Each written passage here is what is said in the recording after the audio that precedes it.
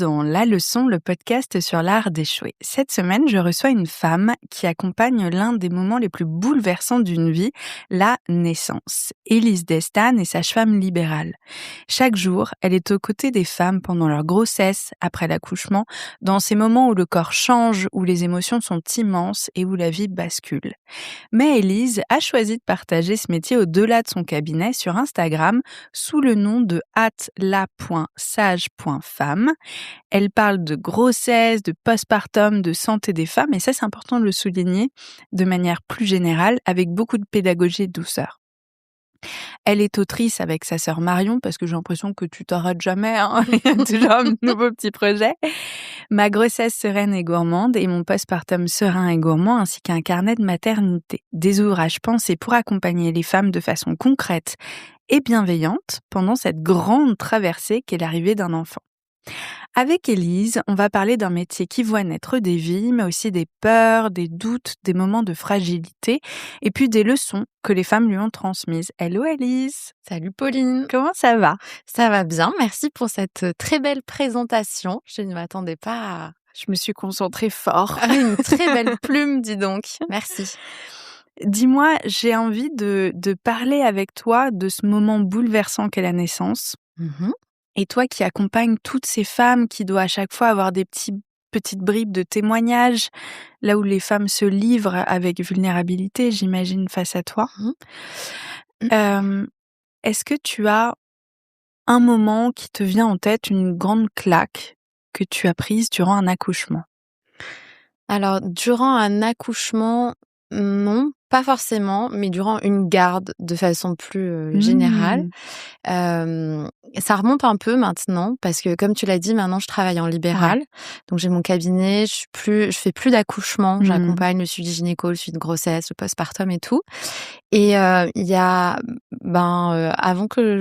c'était en 2021, c'est ça.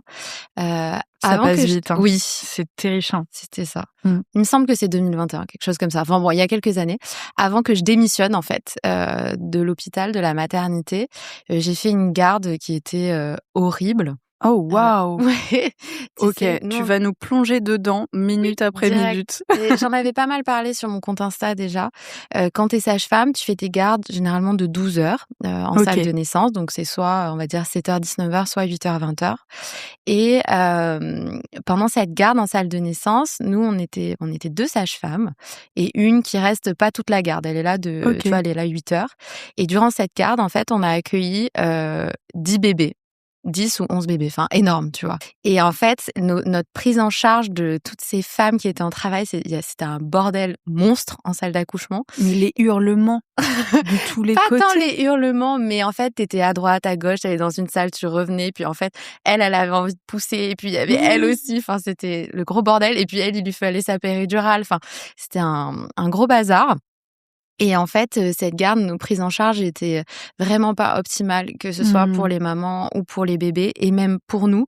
Et quand j'ai fini cette garde, notre collègue qui était censée rester que jusqu'à 16h, tu vois, elle était restée jusqu'au bout pour nous aider parce que c'était vraiment terrible. Ouais, Je suis rentrée dans ma voiture, j'ai pleuré toutes les larmes de mon corps, j'ai mis par écrit tout ce que j'avais ressenti, et ça, tu vois, je l'avais posté sur Insta parce qu'il y avait aussi, à ce moment-là, il y avait le hashtag qu'avait lancé Anna Roy, que tu connais, qui est sage-femme. Qui officie dans les maternelles, Ouais, c'est la ça? maison des maternelles, exactement. Qui parlait de violences gynécologiques. Oui, et je suis maltraitante. Exactement, Elle avait fait. je suis maltraitante. Voilà, et ben c'était à ce moment-là que moi j'avais vécu cette garde, et en fait, quand j'ai vécu ce truc-là, je me suis dit, mais en fait, je peux pas rester à l'hôpital comme ça. Ça me convient pas du tout, cette façon de prendre soin des femmes, prendre soin des familles, ça allait pas. Et pourtant, toutes les femmes, quand à la fin de la garde, vraiment, on était là. Je suis désolée, j'ai pas pu bien m'occuper de vous, j'étais pas très présente. C'est tout là, non mais c'est très bien, merci beaucoup. Mais toi, quand t'es pas satisfaite de ton travail, surtout quand t'accompagnes un moment aussi précieux qu'est la naissance, comme tu le dis, c'est vraiment horrible. Waouh! Parce que en plus, là, tu décris 10 ou 12 histoires où elles sont reconnaissantes, elles sont apaisées, elles viennent d'avoir leur enfant. Mais et si l'une d'entre elles avait eu subitement quelque chose de catastrophique qui demande une prise en... complication, ouais. Bah, on a eu beaucoup de chance, c'est que tout s'est bien, étonnamment, tu vois, c'est là que tu dis, t'as eu une bonne étoile. Tout s'est bien enchaîné. Et peut-être parce qu'il n'y avait pas le choix que tout s'enchaîne correctement aussi. Mais heureusement, tout le monde était en sécurité. Tout le monde était en sécurité. Est-ce qu'on peut parler de sécurité quand on accueille 10, 12 bébés en 12 heures en étant 2 sages-femmes? Je suis pas certaine. Mais en tout cas, tout le monde allait bien à la fin.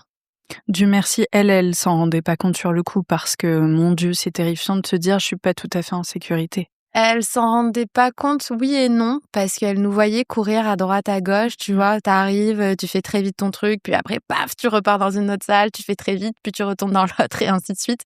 Donc, je pense que si elle s'en rendait compte, mais à la fin, elle me disait: «En fait, vous avez fait ce que vous avez pu, quoi, donc c'est déjà très bien». Et puis toi, tu fais ce métier-là parce que tu as réellement envie d'accompagner ce moment-là de vie. Et là, tu te retrouves à courir, à faire des soins de manière mécanique. Ça va à l'opposé de ce qui, toi, te donne envie de faire ce métier, non? T'animes exactement en tant que sage-femme, parce que en tant que sage-femme, ce qu'on aime aussi, c'est avoir le temps aussi auprès de nos patientes. Et ça, c'est vrai qu'à l'hôpital, c'est de plus en plus compliqué d'avoir le temps auprès des patientes, parce qu'on est, parce que tu as dû le voir, les petites maternités ferment, donc les naissances de ces petites maternités, elles se reportent. Moi, aussi. J'ai qu'un chien, je suis dog mom pour l'instant, je me rends pas compte. Mais ces maternités qui ferment, les naissances qui étaient faites dans ces maternes, elles se reportent sur des plus grosses structures où les effectifs augmentent, des sages-femmes augmentent pas forcément non plus. Donc en fait, tu as toujours plus de patientes à prendre en charge pour pas forcément plus de professionnels de santé qui soient disponibles. Mais comment tu expliques le fait que les petites cliniques ferment, elles sont privées, non? Non, ces maternités, elles ferment parce que c'est des décisions de l'État. Ah oui, d'accord, ok. Parce qu'ils considèrent que parfois les femmes sont pas en sécurité justement dans ces petites maternités, puisque par exemple, je sais pas, il manque parfois des médecins de garde et qu'il y a trop peu d'accouchements pour avoir dans certaines maternités les plateaux techniques nécessaires en cas de complications notamment. Et toi, ce hashtag « Je suis maltraitante », est-ce qu'il a résonné chez toi? Est-ce qu'il t'a parlé? Clairement. Ah ouais. Clairement. Ce soir, vraiment, je suis rentrée dans ma voiture, j'ai pleuré toutes les larmes de mon corps. Je pense d'épuisement, tout simplement fatigue, parce que tu sais, t'as pas le temps de. Là, t'avais pas le temps de manger, t'avais pas le temps d'aller faire pipi, t'as le temps de rien en fait. Et après, mais de me dire, en fait, j'ai vraiment l'impression d'avoir fait de la merde toute la journée, tu sais, de pas avoir pris en charge correctement les gens. Donc oui, ça avait bien résonné en moi. Je suis maltraitante envers mes patientes, mais pas parce que je le souhaite, parce que le système ne me permet pas de les traiter correctement et comme elles le devraient en fait, tout simplement. Ça me fait penser, mon papa est décédé d'un cancer et donc j'ai vu vraiment de très près les différents hôpitaux de Paris parce qu'il a fait le Grand Chelem. Et je me rappelle de la nuit, quelqu'un qui était de garde, il y avait qu'une personne, 15 chambres et autant de pansements à changer. Ouais. Dans mes souvenirs, la personne avait 2 minutes 30 par patient. Enfin, il y avait une connerie comme ça. Et c'est désespérant parce que il y a plus aucune humanité, mais d'un côté ou de l'autre, quoi. Ah oui, là je te parle de la salle d'accouchement, mais à la maternité, t'es la nuit, parce que tu parles de la nuit, donc c'est intéressant. La nuit à la mater, parfois t'es toute seule, t'es seule sage-femme pour 30 patientes. Donc quand tu fais ton tour de garde la nuit, alors heureusement à la maternité généralement, ça, tu vois, t'as pas de grosses urgences, de trucs comme ça, mais c'était: «Bonjour, vous allez bien? Oui, très bien. Allez, super. Chambre suivante. Bonjour, ça va? Elle a dit qu'elle allait bien. Une douleur? OK, Doliprane. Allez, chambre suivante». C'était, c'est, oui, c'est notre système de santé malheureusement. Ah là là. Alors je ressors mes petites questions. Ouais, c'est. Mais tu vois, c'est ça qui a été du coup la bascule pour me dire: en fait, je veux plus être à l'hôpital et je m'oriente vers le libéral. Est-ce que tu te rappelles des premiers accouchements auxquels tu as assisté? Alors les tout premiers, il y en a un qui m'a marquée quand j'étais étudiante sage-femme. Tu veux que je te raconte? Ouais. C'était la première fois que je voyais un bébé naître par le siège. Ça te parle ou pas? Oui, par les fesses? Ouais, par les fesses en premier. C'était une maman dont c'était le 3e bébé. Et j'étais en 2e ou 3e année de sage-femme et j'ai eu la chance d'assister à la naissance et c'était C'était assez impressionnant parce que, bon, déjà, tu connais pas grand-chose en 2e, 3e année Bien de sûr, sage-femme. ça doit être un peu impressionnant, le corps, les odeurs, etc., non? Ouais, et puis, surtout, un accouchement par le siège, tu sais, c'est pas si fréquent que ça, OK. de voir des bébés qui naissent par le siège. Et je me rappellerai toujours cette femme, donc elle a poussé en position gynécologique et en fait, il y avait un petit chariot en dessous d'elle et tout le monde était autour parce qu'il faut pas toucher, en fait, quand le bébé, naît par le siège. D'accord. On est juste là et on regarde et je voyais cette femme qui avait une force mais incroyable sortir son petit et lui qui sortait une fête, une jambe après l'autre, mais il était trop mignon en plus, pardon, il était trop mignon en plus.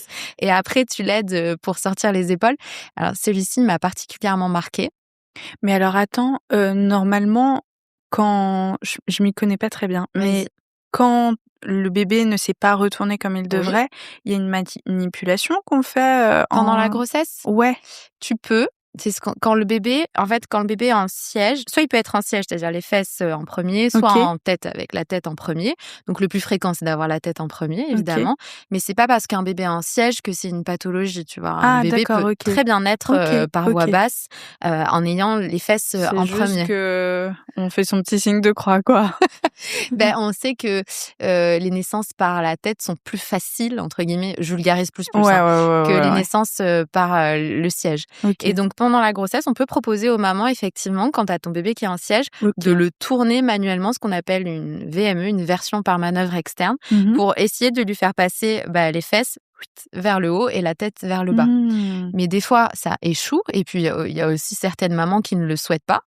Et si elles sont OK et qu'elles n'ont pas de contre-indication à accoucher par voie basse, du coup, elles accoucheront par voie basse. Je comprends. Et pourquoi tu peux pas tirer sur une petite gambette ou sur une petite fesse? Parce que le risque, c'est que si ton bébé, il est en train de sortir et tu le touches trop tôt, comme il a toujours...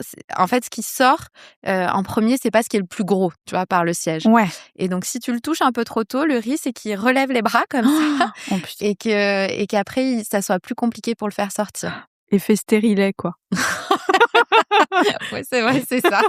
Non, pas qu'il s'accroche, mais dans le principe, c'est un peu ça, tu vois. Fait de l'escalade, il est pas encore né. Ouf. Donc, quand on voit après, tu vois, t'as des manœuvres spécifiques à faire à un certain moment pour l'aider à sortir. Et c'est assez chouette comme naissance. Parce que, tu vois, à l'hôpital, on a tendance à beaucoup être... à toucher beaucoup. Alors, ça a très certainement évolué ces dernières années parce qu'on en parle de plus en plus. C'est ça? Oui, toujours le consentement, ça c'est la base. Mais tu sais, à être très... c'est-à-dire, quand on a une femme en face de nous, de pas réussir à juste garder nos mains là ou dans le dos et juste la regarder pousser et l'aider, quoi. On a tendance à mettre nos mains, à écarter, par exemple, les lèvres, à faire pas mal de touchés vaginaux, tout ça. Et en fait, dans l'accouchement du siège, t'es obligé de pas toucher à un moment. Et donc, de juste être tous là en train de la regarder, c'était assez impressionnant. Parce que t'as pas l'habitude de ça. On a l'habitude de toujours, tu mets tes doigts là partout, ce qui est pas très confortable pour la patiente d'ailleurs. Ouais, c'est clair. Là, j'imagine qu'il y a ce moment, effectivement, qui est un peu suspendu, un peu émouvant. C'était ouf. Je me rappellerai toujours de cette femme.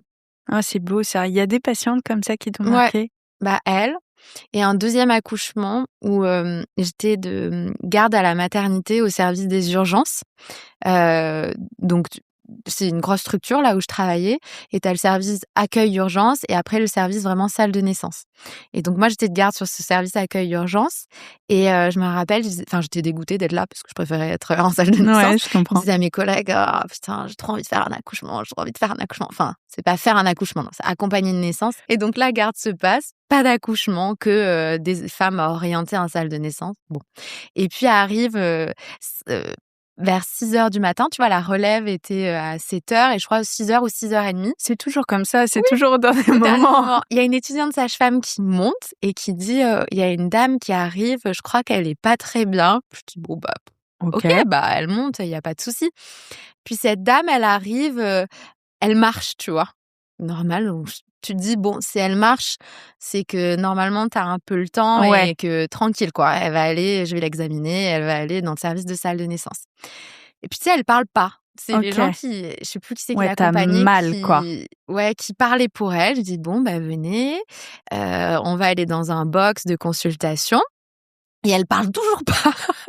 Et je l'aide à se déshabiller pour l'examiner. Et là, je te jure, je descends le pantalon et je vois la tête. Non. Et je fais une paire de gants. Mais non. Et en fait, son bébé était en train de naître et elle avait tellement mal. Je pense, tu sais, elle était sidérée par la douleur. Bichette. Parce que tu passes dans un état de conscience qui est complètement altéré quand t'es traversée par les contractions, qu'elle pouvait pas communiquer avec moi. Bah alors, je te jure, je me revois. Bonjour, ravie de vous rencontrer. Et il était génial cet accouchement parce que cette femme, elle a accouché debout du coup. Moi, j'ai récupéré son bébé, je lui ai donné et après, elle s'est allongée, on a fait ses premiers soins. Mais tu vois, elle était tellement sidérée qu'elle savait même pas me dire comment s'appelait sa petite fille. Tu vois. Finito quoi. Ouais. 1 minute 30. Toutes les deux, tu vois, elles m'ont vraiment marquée. Après, il y en a mais plein d'autres, tu vois. En train de marcher là avec. Ok. Elle marchait un peu en canard. Bah, tu m'étonnes. Mais elle marchait. Donc, quand tu vois une femme qui marche, moi, je me dis, bon, ça va, il y a le temps. Parce que souvent, elles arrivent en fauteuil roulant quand c'est vraiment trop compliqué. Oh, j'adore ce genre d'anecdote. Ouais, celle-là, c'était assez magique. Et après, t'en as plein d'autres, mais en fait, toutes les naissances sont uniques. Donc, mais qui m'ont marqué particulièrement, oui, ces deux-là. Ah, c'est dingue. Je vais prendre un petit bout de gâteau. Je vais reprendre des forces. Prendre des glucides. Excuse-moi. Ma question, j'ai trop peur d'avoir du chocolat sur les dents. Tu sais, au début de ta carrière, on est encore en phase d'apprentissage. Bien sûr. T'apprends tout le temps. Ce qui est normal. Ouais. Tu continues d'apprendre, toi? Bien sûr, heureusement. Ça, c'est intéressant. Je sais pas si tu le garderas. Ouais. Bien sûr que tu continues à apprendre et tu apprends tous les jours. Bon, dans tous les métiers, mais quand tu es professionnel de santé, je trouve encore plus. Moi, tous les jours, les femmes, elles m'apprennent beaucoup de choses, déjà. De les écouter, ça m'apprend énormément. Et puis, il y a aussi quelque chose qui... avec le temps, tu vois, quand tu prends de l'âge, quand tu vieillis... Alors moi, j'ai pas encore d'enfant, mais j'ai pas du tout la même façon de réagir ou de penser que quand j'ai débuté à être sage-femme, où j'avais, c'était il y a 6 ans maintenant, donc où j'avais 23 ans. C'est ok. Si jeune. Safe place. T'imagines, tu débutes à travailler, t'as 23 ans. 23 ans. Tu débutes à travailler en tant que sage-femme, t'as 23 ans. Ouais, mais c'est dingue quand on pense à notre maturité à 23 ans. C'est clair. Donc oui, t'apprends tous les jours, évidemment. Elles t'apprennent beaucoup. Les bébés aussi t'apprennent beaucoup parce que même s'ils parlent pas, ils ont un langage corporel, une façon de se comporter qui t'apprend énormément. Enfin, tout, même ton entourage, tu vois, qui vieillit aussi, tes amis qui ont des enfants, forcément, ça t'apprend plein de choses et ta façon de te comporter avec les gens, de les écouter, de les prendre en charge, ça évolue aussi.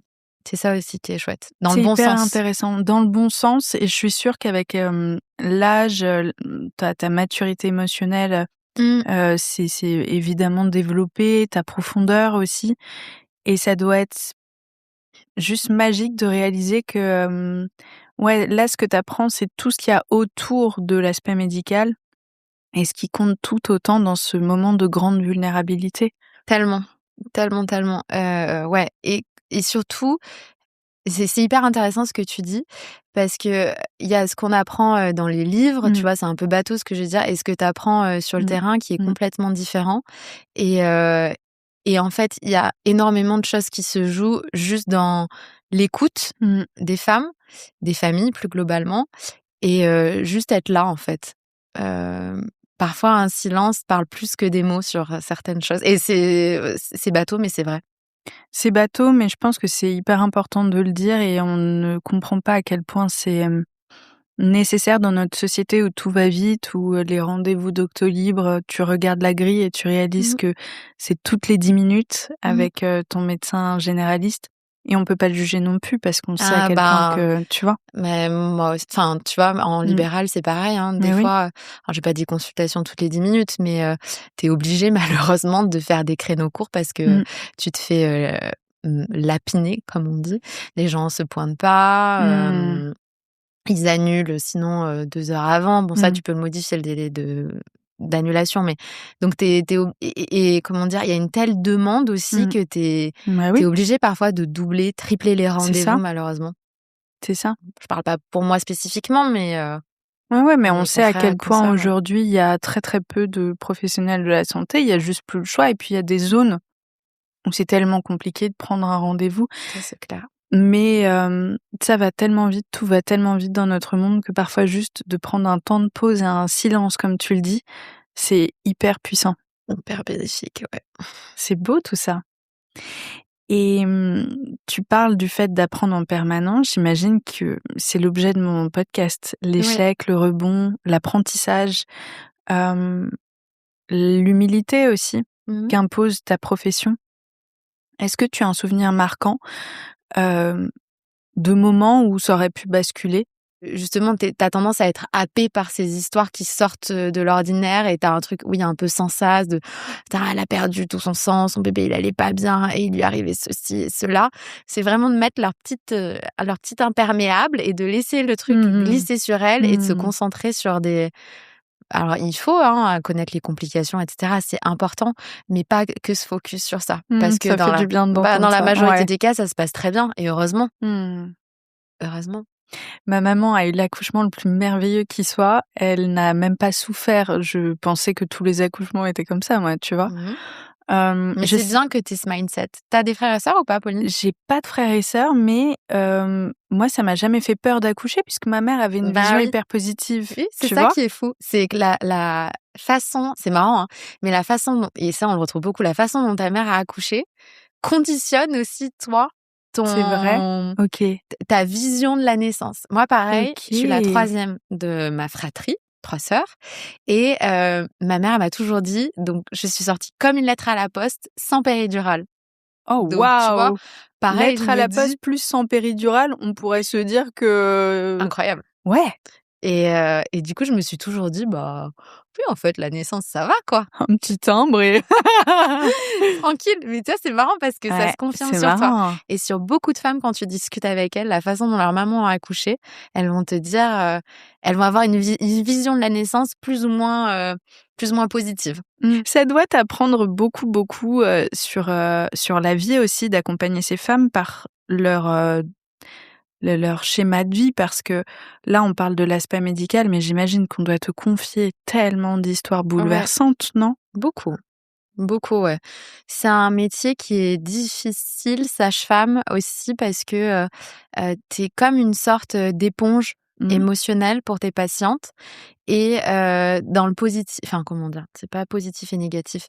Dans des émotions des émotions très positives et parfois des émotions qui sont beaucoup plus, difficiles Bien sûr. et tu dois passer d'une patiente à une autre en en gardant toujours, le sourire et en étant toujours aussi disponible Waouh! émotionnellement pour, celle qui vient après alors que, celle d'avant t'a dit, je repense à une patiente là qui, par exemple, quand elle est arrivée pour sa première consulte de grossesse, elle m'a dit qu'elle avait fui son pays, parce que Waouh! avec ses 2 filles, parce qu'elle, elle avait été excisée quand elle était, Oh, plus oh jeune le et on voulait pauvre. faire la même chose à ses enfants et là, elle était enceinte d'un 3e bébé Mmh. et du coup, ils avaient fui le pays avec, son mari Waouh, et le elle te raconte courage. ça, ouais, elle te raconte comment elle a été excisée, donc qu'elle a été, recousue au niveau du vagin et tout, enfin bon, des trucs, Mmh. horriblissimes et donc tu es là, tu te prends cette histoire de vie dans la tête et puis la patiente d'après qui vient, pour son suivi de 2e grossesse, qui est hyper heureuse parce que tout va bien et puis celle Mmh. d'après qui va te raconter, les violences conjugales qu'elle subit avec son mari. Puis enfin, tu vois, c'est ça qui est difficile, ouais. Oh waouh, j'avais pas réalisé ça. Ça me semble, tellement évident quand tu le racontes, mais effectivement passer d'une chambre à l'autre et tu dois Ou d'une laisser tout consulte à une autre, d'une tout consulte à une autre là, pour le coup. et tu dois laisser toute l'énergie de la personne. Oh Exactement. la vache! Et comment est-ce que tu fais pour, déjà te protéger émotionnellement? Est-ce que tu y arrives? Heu, alors tu as des histoires quand même qui te marquent, plus que d'autres. Mmh. Typiquement celle que je viens de te raconter, la Mmh. femme qui a fui son pays, ça m'a beaucoup marquée. Hem, parce que ça m'a fait penser à je suis allée beaucoup en Afrique, ces dernières années avec une de mes sœurs et les droits des femmes, dans certains Mmh. pays sont, Mmh. catastrophiques et du coup, elle venait dans un des pays qu'on avait visité. Du coup, tu vois, ça Mmh. m'avait particulièrement marquée. Donc il y a des histoires qui vraiment te marquent et pour t'en protéger aussi, tu peux en parler avec tes collègues pour, tout en gardant le secret médical évidemment. Ouais, pour décharger Ouais, un peu, voilà, c'est exactement. nécessaire. Et pour, voir pour certaines conduites à tenir, pour te faire conseiller et cetera. Tu peux en parler aussi avec, tes proches tout en conservant le secret médical. Évidemment, le but c'est pas de dire le nom, prénom, ni rien, hein, mais juste de dire: «Voilà, j'ai vécu telle situation». Et puis, faire accompagner aussi des fois, psychologiquement quand il y a des grosses, histoires, de vie qui sont difficiles. J'ai une patiente, que j'ai accompagnée, pendant sa première grossesse, où il y a eu une interruption médicale de grossesse. Hem et cette patiente-là, je me rappelle au moment où elle devait accoucher, du coup de son bébé pour l'IMG, j'ai été, très, très malade à ce moment-là. J'avais des nausées, mais toute la journée Tu avais jusqu'à chopé, non, mais tellement j'étais pas bien, tu vois, pour cette patiente, jusqu'à ce qu'elle me dise que c'est bon, son bébé était né, et cetera. Puis après enfin et tu vois, tout est parti d'un coup. Puis après, quand je suis allée les voir à la maison, ils sont rentrés sans leur bébé évidemment, puisque c'était une interruption médicale de grossesse et ça m'avait, complètement soulagée. Heu et puis, ouais, bah, là, c'est d'en parler des fois aussi à un psychologue tout simplement, si tu as besoin, parce que tu as des histoires qui vraiment te marquent dans la tête, mais aussi, tu vois, dans le corps. Physiquement. Ouais. Ouais, c'est dingue que tu aies ressenti ça. C'est fou et ça me paraît logique aussi, bien sûr, de décharger, et même sain pour pas le faire peser non plus à tes proches Ouais, ensuite. c'est vrai et pour, oui, pour à la maison être, tu vas pas être tout le temps dans le mal aussi sur certaines histoires de vie que tu vis, effectivement. Et puis pour pas te dégoûter d'un métier qui est malgré tout magnifique, même Mmh. dans ces moments durs. Ouais. Je pense à cette, chose terrible, le fait d'accoucher d'un petit bébé qui est Décédé, ouais. mort-né, décédé et puis d'entendre les petits cris et les petits pleurs dans les chambres d'à côté. Je n'imagine pas la douleur que c'est Les parents, ouais, terrible. et oui, il y a des journées où ça se passe pas comme prévu du tout, loin de là pour toi et il y a une nécessité à rester dans une vraie neutralité avec une solidité, de l'énergie et si tu te fais pas accompagner à côté. Ouais, alors la neutralité, j'y, j'ai été beaucoup attachée au début de ma jeune carrière de sage-femme et maintenant je me laisse plus aller dans l'émotion aussi. Mmh. Heu, Parce que en fait, tu vois, ben, ça m'arrive en fait, quand mes patientes, elles rigolent, bah, j'ai envie de rigoler aussi Mmh. avec elles. Bon ça va, tu vois? Mais parfois il y en a qui pleurent parce qu'elles vivent des choses très difficiles et j'ai envie de les prendre dans mes bras. Mmh. Peut-être ça se fait pas du tout, Moi, mais je pense que écoute. c'est toi qui as raison. Voilà, moi, tu vois, dernièrement, j'avais une maman qui a fait une dépression du postpartum et en fait, elle me parlait, elle me racontait, puis à la fin de la consulte, on s'est pris dans les bras. Je me Non, suis dit: «C'est tellement pas, de femme à femme. ouais, mais en fait, c'est tellement pas un truc que je sais pas si c'est un truc que tu es censé faire, pas censé faire, mais ça me Mmh. semblait tellement juste à ce Mmh. moment-là et puis, parfois, ça m'est arrivé de pleurer aussi avec, Mmh. certaines patientes tellement c'était dur. C'est rare, hein, mais en fait, des fois, je laisse aller aussi parce que, heu, parce que c'est plus juste pour moi d'être dans l'émotion que d'être dans la neutralité. Alors évidemment, faut pas être dans l'émotion en permanence, hein, parce que Bien sinon tu sûr, es trop mal, hein. Puis il y a certaines patientes où il faut il faut rester justement neutre, tu vois? cadrer. Exactement, pour poser un cadre, sinon ça irait pas du tout. Ouais, ouais, je comprends. Mais il y a certains moments où tu te laisses aller et c'est beau, en fait, aussi. C'est beau, ça fait partie de notre C'est la humanité vie, oui. et surtout tu as mis le mot, adéquat. Tu trouves ça juste. Mmh. Bah, c'est ce qui compte, c'est aligné avec toi, avec ce que tu ressens, avec ce que tu fais, plutôt que d'une théorie, qui ne s'applique pas toujours. Carrément. Donc non, tu as raison et puis, quelle preuve aussi de solidité d'avoir une sage-femme en face de soi qui, hem, est dans le vrai et pas dans la posture, Mmh. tu vois? Donc Mais ça, tu l'apprends au fil du temps. tu dois être une super sage-femme. Je suis Ah, c'est gentil. dégoûtée que tu sois pas pareil. J'espère que pour mes patientes, je sois Mmh. une, enfin, bonne sage-femme, je sais pas si on dit ça, mais en tout cas, Mmh. quelqu'un qui les écoute et qui les soutient et qui est pas jugeante, c'est ça le plus, et bienveillante. Et douce. Empathique aussi. Ouais. Il y a beaucoup de qualités nécessaires, je pense, pour être un bon professionnel de santé. Vraiment, vraiment. Et surtout sur un sujet aussi intime. D'ailleurs, je rebondis là-dessus. On n'y pense pas toujours, mais on peut aller voir une sage-femme pour une pose de stérilet, il y a plein d'autres sujets que celui de la grossesse. Bien sûr, tout le suivi Est-ce gynéco. que tu peux nous en parler? Ouais, quand tu peux aller voir en fait, les sages-femmes ont fait le suivi gynécologique des femmes qui sont en bonne santé. Okay. Donc, si t'as pas de pathologie, pas de choses particulières, tu peux aller voir une sage-femme pour la contraception, pour les frottis, pour la palpation de la poitrine, tous ces examens qui sont recommandés à partir de l'âge de 25 ans. Je me rappelle. Petite prévention. Ouais, voilà. Et puis après, pour tout le suivi de grossesse et pour le postpartum. Et ça, de partir du moment où on est, à n'importe quel âge, en fait. Il n'y a pas d'âge limite. Alors, à partir de la puberté, on pourrait dire, à la limite, et à la fin de tes jours, tu peux aller voir ta sage-femme. Je trouve que c'est top de le rappeler parce que aucune femme ne dit en conscience « j'adore aller chez le gynéco » et certaines n'y vont pas parce que justement elles ont eu une mauvaise expérience. Oui. Ouais, que ce soit avec sage-femme ou gynéco d'ailleurs. C'est vrai, c'est tout à fait vrai. Moi, j'ai envie que mes patientes, elles se disent justement « j'aime aller chez ma sage-femme ». Mais oui. Parfois, les premières quand c'est une première patiente, elles me disent bon on n'aime jamais aller chez la gynéco, chez la sage-femme. Je leur dis mais moi j'adore aller chez ma sage-femme. Et hop là, elle est super gentille, ma sage-femme, elle est à l'écoute. Enfin, je passe un bon moment avec elle, tu vois. Et je dis mais j'espère que vous aurez ce même état d'esprit après. Et souvent elles se détendent, on rigole un bon coup et puis ça se passe bien. Ouais, j'en suis sûre. Est-ce que tu aurais un mot de la fin à dire à toutes les femmes et les hommes qui nous écoutent? C'est marrant parce que, tu vois, on doit terminer là, Pauline? Je t'en prie si t'as... Ouais. C'est marrant parce que donc ton podcast, c'est sur l'art d'échouer.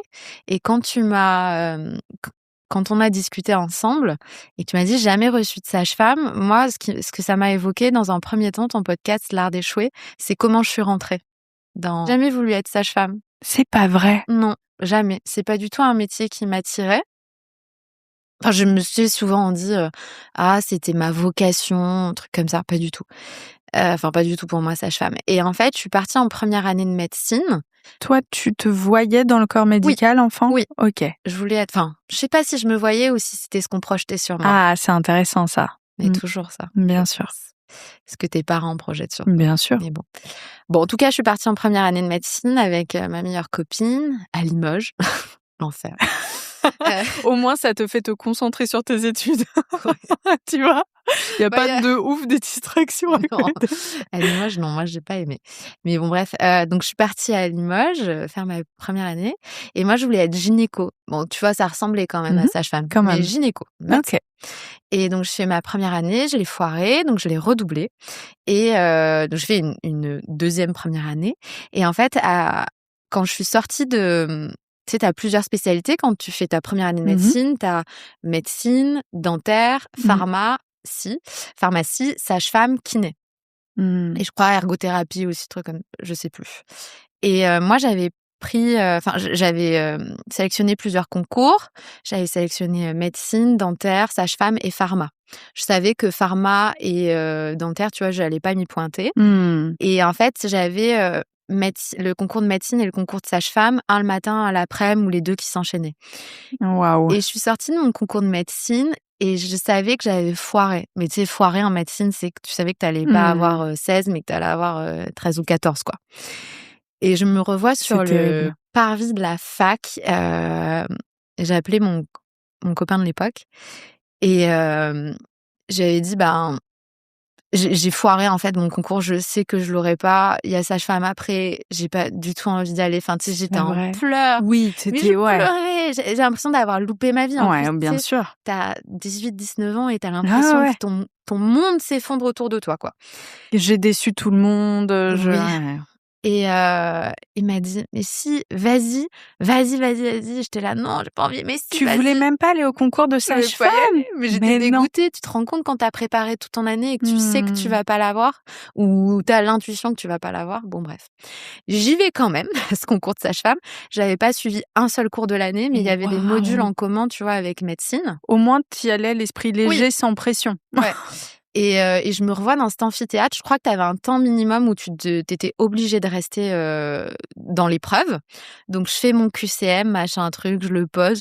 Je m'endors sur la table parce que, tu sais, évidemment, tu étais au bout du Rolls dans ces trucs-là.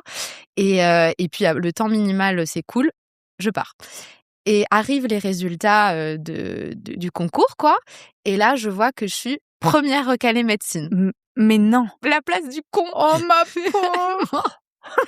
Quelle horreur! Oh, quelle horreur! J'aurais préféré vraiment finir 200 plus tard, c'est pas grave. Mais alors, première recalée médecine, je te jure, même moi, j'étais: «Putain, mais je peux l'avoir cette place-là?» Ouais, ouais, bien sûr. Tu penses jamais à la personne qui est première recalée médecine. Je te regarde plus pareil. Non, mais tu sais, c'est horrible parce qu'en fait, tu te dis à, je sais pas, à 0,25 près ou même beaucoup moins de points près, bah, ta vie, elle aurait complètement changé. Non, mais c'est d'une injustice folle en plus, parce que c'est même pas qu'une affaire de notes, c'est une affaire de classement. Oui, mais du coup, c'est des notes, c'est en fonction de tes notes que t'es Oui, classé. mais tu vois, il suffit que machin. Bien sûr. Et bon, bref, voilà, je finis première recalée médecine et je vois que pour sage-femme, ça peut le faire. On était 18 prises en sage-femme et je pas beaucoup, hein. milieu, fin de tableau, mais ça passe. Ok. Et donc, à ce moment-là, je me dis, bon, bah, écoute, t'avais pas envie d'être sage-femme, mais en fait, t'as eu ton concours de sage-femme et sinon, faut que tu repartes dans un autre truc. Je savais pas quoi faire, tu vois. Infirmière, aller dans complètement autre chose. J'en savais foutre rien. Donc, j'ai pris ce concours de sage-femme et je suis rentrée en 2e année de sage-femme. Et en fait, c'est le meilleur choix que j'ai fait de toute ma vie. Oh, c'est beau. Coup de foudre. Professionnellement, ouais. Je connaissais pas grand-chose à la profession. Ça ressemblait quand même à gynéco, hein, mais en fait, c'est pas du tout la même chose. C'est pas le même parcours, pas les mêmes études, pas la même durée, pas les mêmes stages, etc. Et en fait, je me dis que si j'avais pas été, tu vois, si j'avais pas loupé ce concours, je serais pas là aujourd'hui en train de te parler. Bah, je serais pas sage-femme, j'aurais pas ma page sur les réseaux sociaux, j'aurais pas fait ces livres et tout. Et je me dis, enfin, rien n'arrive par hasard. Et je pense que c'est ça aussi qui m'a donné, tu vois, ce petit truc en plus de me dire putain, en fait, vas-y. Parce que dans ma tête, c'était au début, c'est horrible, hein, mais t'es que sage-femme, mais tu vas montrer qu'en fait, ta profession, genre, elle déchire et tu peux faire plein de trucs, même si t'es que sage-femme.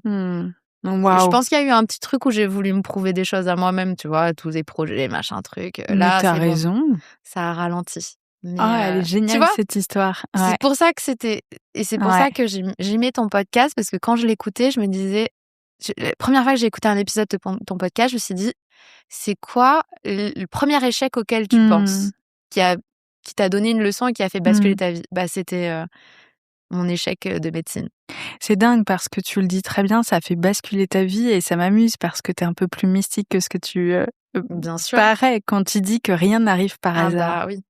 Parfois, c'est presque un peu douloureux de se l'avouer parce qu'on n'a pas toujours envie que rien n'arrive par hasard. Bien sûr. Mais dans ce cas-ci, c'est vraiment joli parce que la vie savait mieux que toi ce qui te convenait, et là où tout d'un coup tu arrives mais toutes les portes s'ouvrent parce que c'était la bonne destinée pour toi. C'est ça. Bah là, je me sens à ma place, en tout cas aujourd'hui. Et je sais que je suis très heureuse en tant que sage-femme et que j'aurais... Je sais pas, mais je pense pas que j'aurais le même épanouissement si j'étais médecin, tu vois, par exemple. Ouais, il y a quelque chose dans ta posture et dans ton énergie qui est hyper ancré de je me sens bien là à l'instant T où je suis. Ah bah en tant que sage-femme, oui. Bah oui, j'adore mon travail, j'adore mes patientes. J'adore, en fait, j'adore prendre soin des femmes. Bah, mission accomplie. Oui. Avec ton compte Instagram, tes livres, ta profession, bah, vraiment bravo pour tout ce que tu dégages, tout ce que tu transmets. Et ces messages importants aussi que tu nous as confiés aujourd'hui, parce qu'il y a vraiment tout un pan de cette profession-là qui est tellement important, c'est la douceur, l'écoute, la réception. Et dans un moment pareil, c'est ultra précieux. Donc, merci beaucoup, beaucoup d'être venu aujourd'hui, alors qu'il pleuvait à torrent à Paris. C'est vrai, mais ça va pas nous empêcher de passer une bonne journée. J'ai entendu qu'il y aurait du shopping et un petit match. Et un petit match, ouais. Ok, ça va être sympa. Merci beaucoup, Élise. Merci, Pauline. J'espère que cet épisode vous a plu. Pour suivre les coulisses du podcast, n'hésitez pas à me follower sur Instagram @Paulette_Grisoni, sur Twitter, podcast LL en majuscule, ou sur Facebook, La Leçon Podcast. On se dit à très vite pour un nouvel épisode.